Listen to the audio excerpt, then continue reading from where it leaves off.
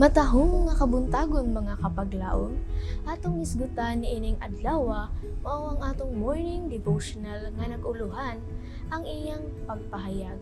Ug ang atong teksto makita sa Juan 20:29 nga nag-ingon, dalaygon katong wala managpakakita ngani na nagpanoo.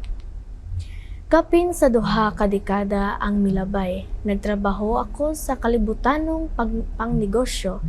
Nagpaambit ako og mga pagtuon sa Biblia uban sa usa ka kauban sa trabaho sa diha nga akong naamguhan kun unsa kalisod alang sa hunahuna sa tawo ang pagtuo sa butang nga dili makita. Naabot namo ang pagtuon sa pagkabirhen nga pagkatawo ni Hesus. Og siya miingon nga sama niini mauba kinsa man ang makatuon ni ana mga butang nga espirituhanon naila sa espirituhanong paagi nga nagpasabot nga ang Dios nagbilin sa igong luna alang sa pagtuo. Ang pagtuo sa mga butang nga dili makita. Hebreyohanon 11:1. Sa diha nga si Jesus nagpakita sa iyang mga tinun-an human sa pagkabanhaw. Si Tomas wala didto sa maong panagtagbo. Juan 20:24. Ang ubang mga tinun-an naghinam-hinam sa pagsulti kaniya. Nakita namo ang Ginoo, bersikulo 25. Apan si Tomas nagduha-duha. Siya usa ka maunungon apan negatibo nga tinun-an.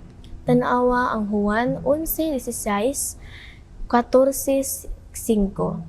Alang kaniya ang krus mao lamang ang iyang gipaabot. Juan 11:16. Karon siya nagkinahanglan og makita og mahikap nga pamatuot. Lucas 20:25. Siya mituo lamang kun siya makakita ug makahikap kang Hesus. Walay usa ka tibuok bag-ong tugon nga naghimo og mas dako nga panginahanglan aron lang mutuo.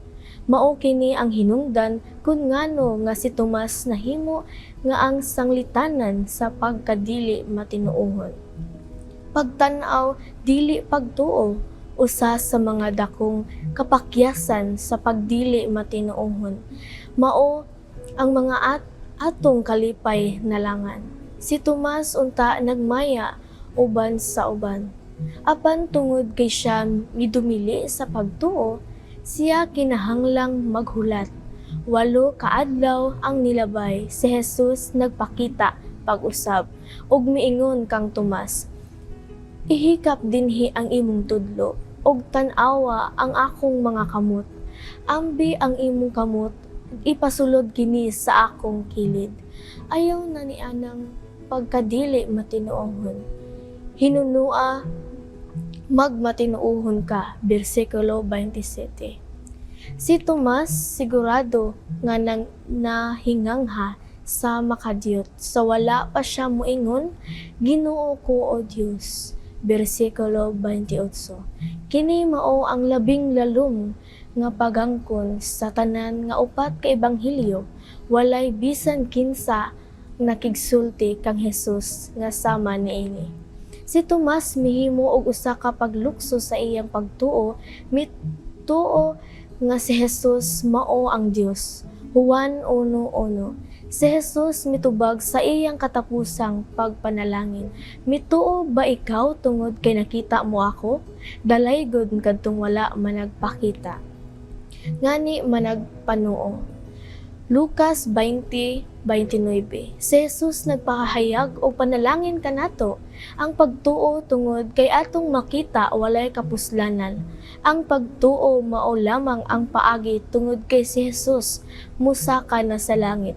Hinumdumi nga ang Dios kanunay nagbilin og luna alang sa pagtuo og pagpanalangin kanato kun kita mo tuo. Mag-ampo ta mga kapaglaom. Dear Heavenly Father, Lord, thank you for this wonderful morning that you given to us. Thank you for this Thank you for the blessings day by day. Father God, may those message imparted in our hearts and minds, Father.